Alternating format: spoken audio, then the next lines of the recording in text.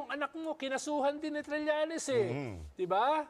Yung si Sara, yung asawa, si Mads Carpio, si Pulong Duterte, kinasuhan ng plunder, kinasuhan ng link sa drugs, kung ano-ano.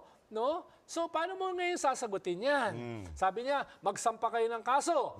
Eh di sige. Paano pag sinampahan ng impeachment yan, hindi na exempted sa drug secrecy, sa bank secrecy laws.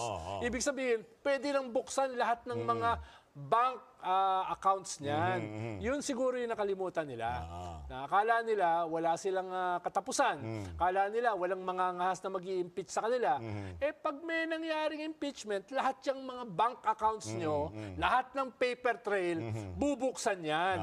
Kaya, iyari kayo. Na naman. Ako talaga.